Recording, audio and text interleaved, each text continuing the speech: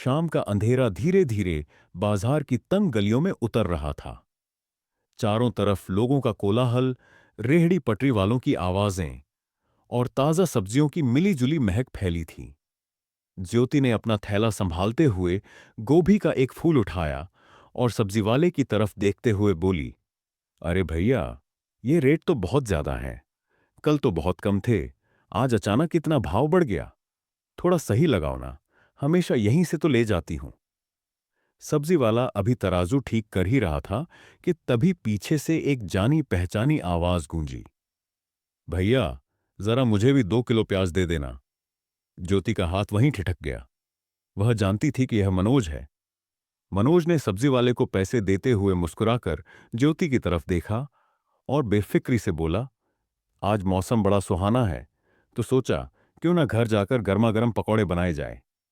क्यों ज्योति, सही कहा ना? ज्योति ने उसकी तरफ एक तीखी नजर डाली। उसकी आंखों में गुस्सा भी था और एक अजीब सी घबराहट भी। उसने बिना कुछ कहे अपना थैला उठाया और तेजी से भीड़ की तरफ बढ़ने लगी। वह वहां से बस निकल जाना चाहती थी, मगर मनोज इतनी आसानी से उसे जाने देने वाला नहीं था। जैसे ही ज्योति ने 2-4 कदम बढ़ाए, मनोज ने तेजी से आगे बढ़कर उसका हाथ थाम लिया। बाजार की भीड़ के बीच अचानक हुए इस स्पर्श ने ज्योति के अंदर जैसे एक करंट सा दौड़ा दिया। क्यों भाग रही हो मुझसे? आखिर क्या गलती है मेरी? एक बार बात तो सुनो। मनोज की आवाज में एक अजीब सी बेबसी और जिद थी। ज्योति ने झटके से अपना हाथ छुड़ाया। उसका चेहरा गुस्से से लाल हो गया था और आवाज कांप रही थी। यह क्या बदतमीजी है मनोज? छोड़ो मेरा हाथ। बाजार के बीचों बीच तमाशा मत बनाओ। ज्योति की बात सुनकर मनोज की पकड़ ढीली तो हुई, लेकिन उसकी आंखों में दर्द साफ झलकने लगा। उसने ज्योति की आंखों में सीधे देखते हुए भारी आवाज में कहा, तमाशा? तमाशा तो ज्योति तुमने बनाया है मेरे प्यार का। क्यों मुझसे इस तरह दूर भाग रही हो? अगर कोई बात है तो बताती क्यों नहीं? ज्योति ने कुछ नहीं कहा। उसकी धड़कनें तेज थीं और आंखें बार बार आसपास के लोगों को देख रही थीं। उसे डर था कि कोई उसे मनोज के साथ देख ना ले। उसने एक गहरी सांस ली, मनोज की तरफ देखा और धीमी पर दृढ़ आवाज में बोली, मनोज, भगवान के लिए मुझे अभी जाने दो। तुम्हारी बातों का जवाब देने की हालत में मैं अब भी नहीं हूं। ना ये जगह सही है।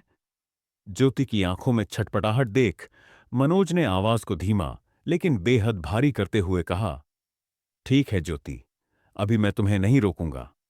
जाओ। ज्योति ने राहत की सांस लेने की कोशिश की ही थी कि मनोज ने झुककर उसके कान के पास धीमे से कहा, लेकिन याद रखना, आज रात मैं छत पर तुम्हारा इंतजार करूंगा और अगर तुम नहीं आई तो फिर मुझे नहीं पता कि मैं क्या कर बैठूं। इतना बोलकर मनोज भीड़ को चीरता हुआ तेजी से दूसरी दिशा में निकल गया। उसके कदम दृढ़ थे, जैसे उसने जो कहा है वह उसे करने का पूरा इरादा रखता हो। ज्योति वहीं पत्थर की मूरत बनी खड़ी रह गई। उसके हाथ में पकड़ा सब्जी का थैला भारी लगने लगा था। वह बस उसे जाते हुए देख रही थी। बाजार का शोर अब उसके कानों में सिर्फ एक गूंज बनकर रह गया था। उसका दिल जोर जोर से धड़क रहा था, गुस्से से नहीं, बल्कि उस अनजाने डर से जो मनोज के आखिरी शब्दों ने उसके मन में बिठा दिया था। ज्योति ने एक लंबी सांस ली और अपने कांपते हाथों से उस थैले को कसकर पकड़ा, जो अब उसे अपनी उम्मीदों से भी ज्यादा भारी लग रहा था। उसने सड़क किनारे खड़े एक रिक्शे वाले को हाथ का इशारा किया। रिक्शा रुका। वह उसमें बैठी और अपनी नजरें सामने सड़क पर टिका दीं, लेकिन उसे सामने कुछ नजर नहीं आ रहा था। बस बार बार मनोज का वह चेहरा और उसकी आवाज उसके कानों में गूंज रही थी। जब रिक्शा उसके घर के सामने रुका तो उसने भारी मन से उतरकर पैसे दिए और दरवाजे पर दस्तक दी। दरवाजा उसकी सास बिमला जी ने खोला। उसको देख वो बोली, इतनी देर कैसे लगा दी ज्योति? बाजार गई थी या पूरे शहर की सैर करने? बिमला जी ने उसे ऊपर से नीचे तक देखते हुए टोका। ज्योति का मन हुआ कि वह बता दे कि आज बाजार में उसके साथ क्या हुआ, उसका दिल कितना घबरा रहा है, लेकिन उसने अपने लफ्जों को पी लिया। वह कुछ कहने ही वाली थी कि बिमला जी फिर बोल पड़ी, चल, अब ऐसे बुत बनी क्या खड़ी है? जल्दी से रसोई में जा और खाना बना। मुझे बहुत तेज भूख लगी है, पेट में चूहे दौड़ रहे हैं। इतना बोलकर वे बिना ज्योति का जवाब सुने बड़बड़ाते हुए अपने कमरे की तरफ चली गईं। ज्योति ने एक गहरी और भारी सांस भरी। उसने अपना थैला उठाया और सीधे रसोई की ओर बढ़ गई। रसोई की उस चारदीवारी में, जहां मसालों की महक और बर्तनों का शोर था, ज्योति बिल्कुल अकेली थी। उसने प्याज काटना शुरू किया, लेकिन उसकी आंखें प्याज की कड़वाहट से नहीं, बल्कि उस अनजाने डर से नम हो रही थीं जो रात के साथ गहराने वाला था। उसके हाथ सब्जी काट रहे थे, लेकिन उसका दिमाग उस सीढ़ी पर अटका था जो ऊपर छत की तरफ जाती थी। रात के 10 बज रहे थे। सन्नाटा इतना गहरा था कि ज्योति को अपनी ही धड़कनों की आवाज साफ सुनाई दे रही थी। उसने दबे पांव चलकर अपनी सास के कमरे की ओर देखा। बिमला जी खाना खाकर गहरी नींद में थीं। उनकी खर्राटों की आवाज इस बात की गवाही दे रही थी कि ज्योति के पास अब कुछ वक्त अपना है। ज्योति आईने के सामने खड़ी हुई। उसने अपने बिखरे बालों को सलीके से संभारा और अपनी साड़ी के पल्लू को ठीक किया। आईने में अपनी सूरत देखते हुए वह अचानक अतीत के धुंधलकों में खो गई। उसे याद आया वह दिन जब राजेश जा रहा था। उस दिन भी वह इसी तरह आईने के सामने खड़ी अपने बाल ठीक कर रही थी कि अचानक राजेश ने पीछे से आकर उसे अपनी बाहों में भर लिया था। उसकी गर्दन पर राजेश के गर्म सांसों का एहसास और वह अलविदा वाली किस, सब कुछ कितना सजीव था। राजेश ने बड़े प्यार से कहा था, यार, मेरा बिल्कुल भी मन नहीं है जाने का, लेकिन क्या करूं, जॉब ही ऐसी है कि जाना ही पड़ेगा। तब ज्योति ने उसकी शर्ट का बटन ठीक करते हुए बड़ी उम्मीद से कहा था, तो मुझे भी अपने साथ ले चलिए ना। यहां मैं क्या करूंगी, आपके बिना मेरा मन नहीं लगता। लेकिन राजेश का जवाब हमेशा की तरह व्यावहारिक था। अरे कैसी बात करती हो, अगर तुम्हें अपने साथ ले गया तो मां को कौन देखेगा? उनकी देखभाल के लिए तुम्हारा यहां रहना जरूरी है। उस बात को आज पूरे 4 महीने बीत चुके थे। इन 4 महीनों में राजेश के प्यार की गर्माहट जैसे बर्फीली होती गई। मुश्किल से 10 बार फोन किया होगा उसने, और अब जब बात होती भी है तो वह सिर्फ घर के खर्चों और अपनी मां की सेहत के बारे में पूछता है। ज्योति की अपनी क्या जरूरतें हैं, उसका मन क्या चाहता है, राजेश के पास जैसे इन सवालों के लिए कोई जगह ही नहीं बची थी। वह महज एक देखभाल करने वाली बनकर रह गई थी। ठीक उसी सूनेपन के बीच मनोज उसकी जिंदगी में आया था। मनोज ने उस खालीपन को भरा जिसे राजेश अधूरा छोड़ गया था। ज्योति को पता था कि यह रास्ता गलत है, लेकिन मनोज का प्यार उसे एक नई जिंदगी का एहसास कराता था। वह डरती भी थी और तड़पती भी थी। तभी अचानक उसके फोन की स्क्रीन चमक उठी। सन्नाटे में फोन की हल्की सी आवाज भी उसे किसी धमाके जैसी लगी। उसने कांपते हाथों से मैसेज पढ़ा, मैं तुम्हारा इंतजार कर रहा हूं, आ जाओ। मनोज का यह छोटा सा मैसेज ज्योति के अंदर एक तूफान खड़ा कर गया। उसने एक गहरी सांस ली, कमरे की लाइट बुझाई और दबे पांव सीढ़ियों की तरफ बढ़ी। हर सीढ़ी पर उसके कदम डगमगा रहे थे। एक तरफ मनोज का प्यार था और दूसरी तरफ समाज का डर। मनोज का मैसेज पढ़ते ही ज्योति के अंदर जैसे हलचल मच गई। उसकी सांसें तेज चलने लगीं और धड़कनें मानो सीने से बाहर आने को बेताब थीं। उसने एक आखिरी बार आईने में अपनी सूरत देखी। आज उसने आसमानी रंग की साड़ी पहनी थी और उसके साथ कट स्लीव ब्लाउज उसके गोरे रंग पर किसी जादू की तरह खिल रहा था। आईने में खुद को देखकर उसे पहली बार लगा कि वह अब भी वही खूबसूरत ज्योति है जिसे कोई भी देख पागल हो जाए। उसने दबे पांव चलकर कमरे का दरवाजा धीरे से बंद किया, इतनी खामोशी से कि हवा को भी पता न चले। सीढ़ियों पर चढ़ते हुए उसके पैर कांप रहे थे, पर दिल उसे ऊपर की तरफ खींच रहा था।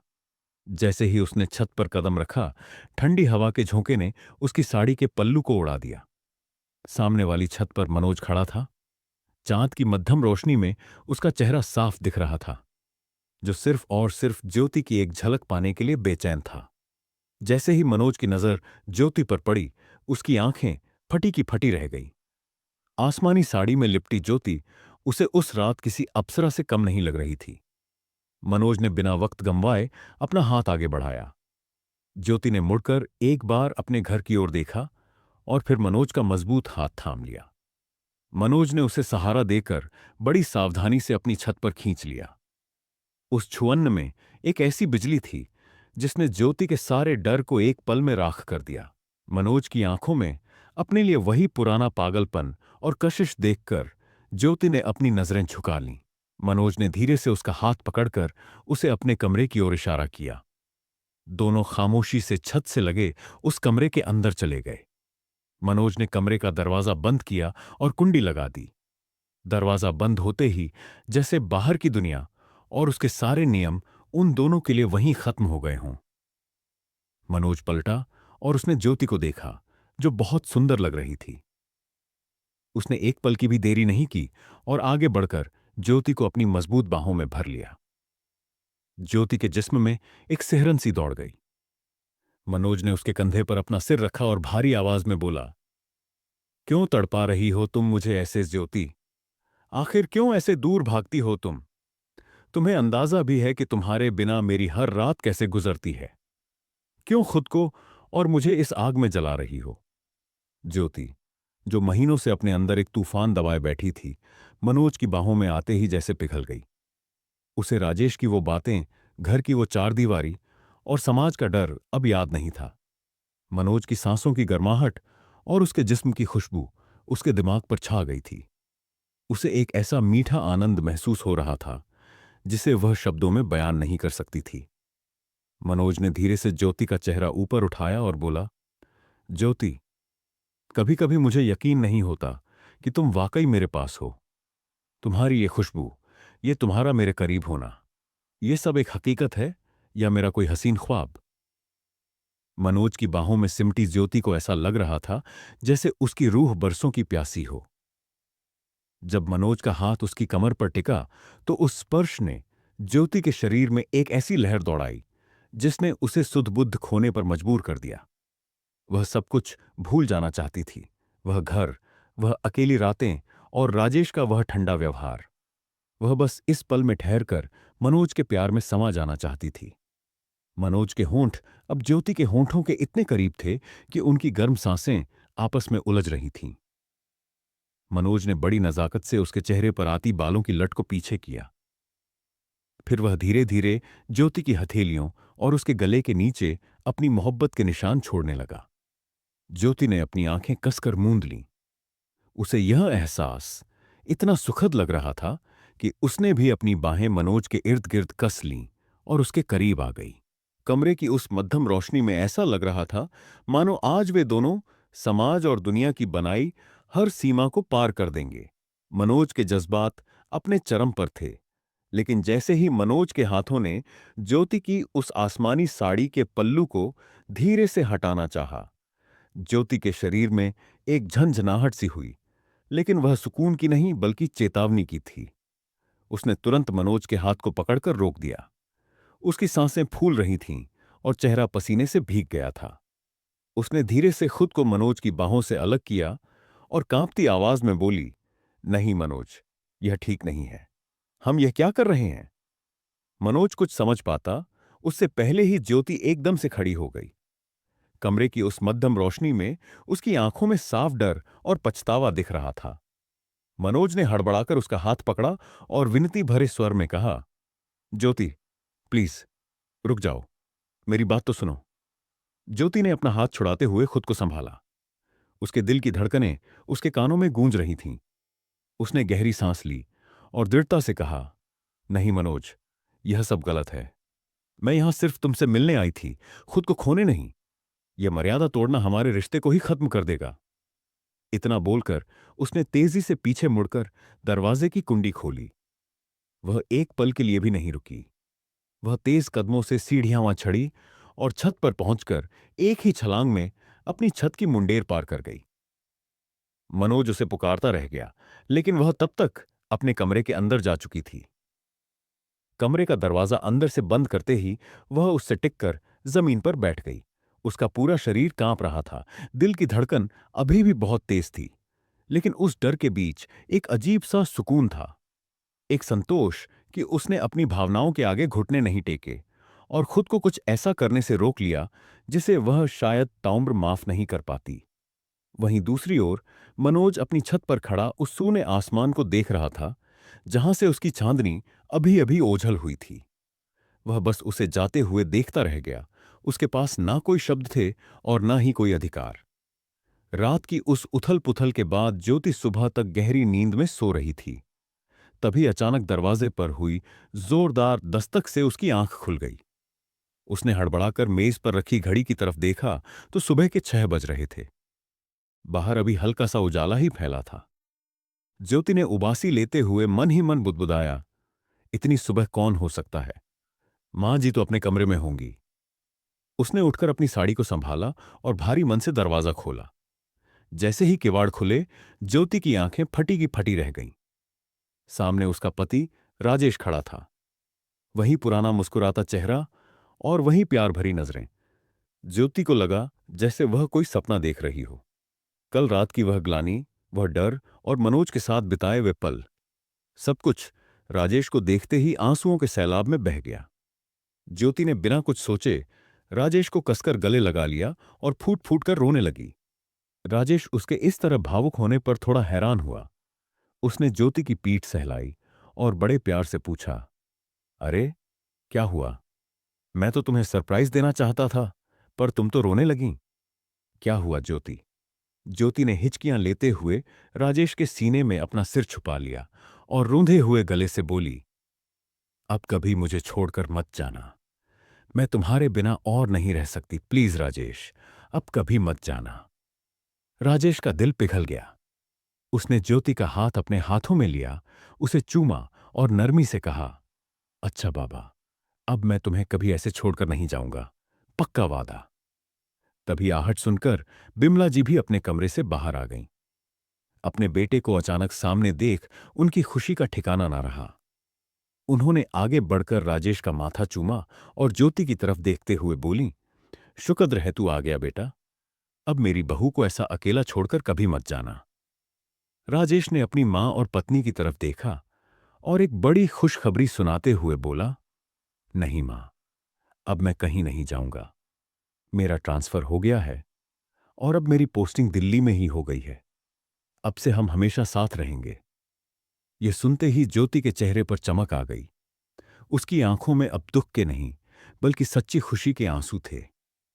क्या सच में आप अब यहीं रहेंगे? राजेश ने मुस्कुराकर हां में सिर हिलाया।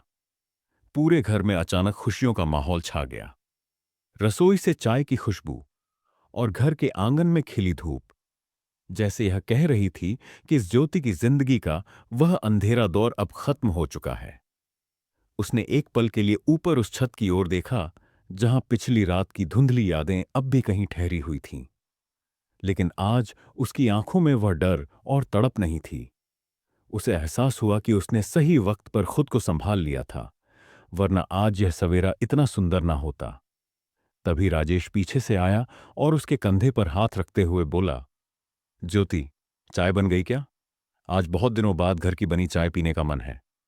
ज्योति मुड़ी और राजेश की आंखों में वह अपनापन देखा जिसे वह महीनों से ढूंढ रही थी।